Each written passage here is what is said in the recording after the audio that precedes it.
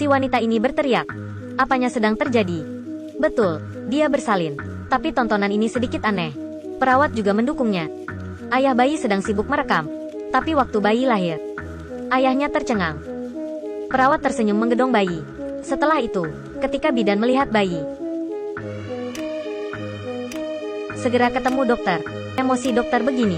Dan ketika si bunda melihat anaknya, emosi bunda juga sebingung sama ya. Aku melahirkan apa sih? Dokter menjalankan banyak pemeriksaan tapi tak berguna. Jadi tanya si bunda, inilah hal paling aneh di dunia. Kamu sudah melakukan apa sama kamera? Atau keluargamu ada genetik turun-temurun? Si ayah semakin buruk, mulai bertanya istri. Kamu dan kamera berlingkuh kapan? Dan melempar kamera ke bawah. Dengan naluri ibu, dia memeluk anak lelakinya. Setelah penelitian para ahli, mereka memutuskan tiap hari memasang untuk bayi satu film. Cara ini harus tertutup.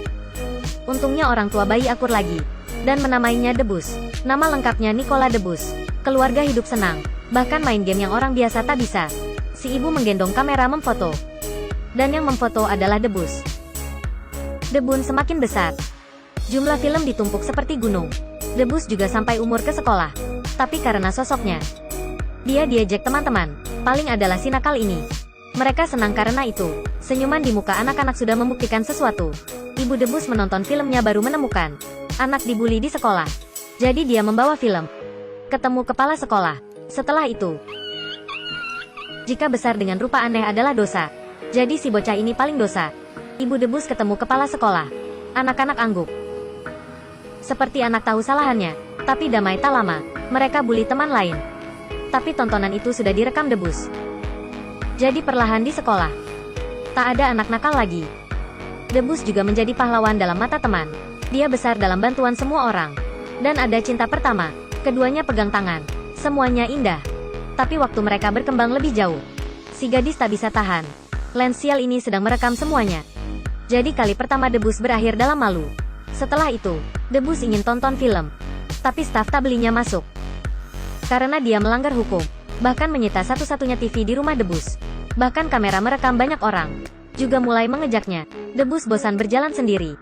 Sampai si gadis ini muncul. Dia bernama Mei. Tapi Debus tak bisa melihat jelasnya. Debus jatuh cinta lagi.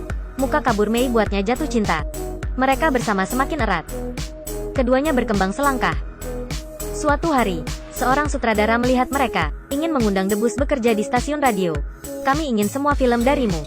Bahkan detail percintaan keduamu. Keduanya geleng kepala. Tapi ketika mereka membuka kober, si lelaki ini lahir sudah aneh. Ingin tonton film, tapi diusir keluar. Karena takutnya curi hak cipta.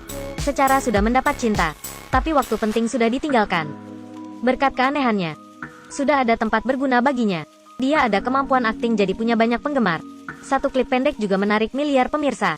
Semuanya tenggelam dalam filmnya. Tak bekerja, tak keluar. Menonton filmnya dari siang sampai malam. Seperti dunia ini hanya Debus sendiri yang hidup. Mereka melupa arti kehidupan. Bahkan di jalan tak ada orang. Hal ini menakutkan. Debus mulai terdiam. Dia mengajak istrinya Mei kembali rumah masa lalunya. Berharap bisa mengubah sesuatu.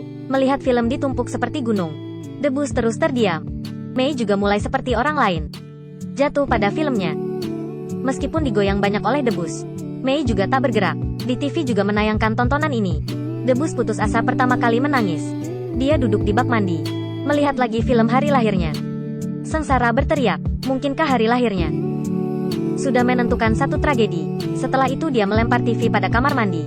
Pemirsa semuanya tercengang. Debus dengan kesakitan berpulang.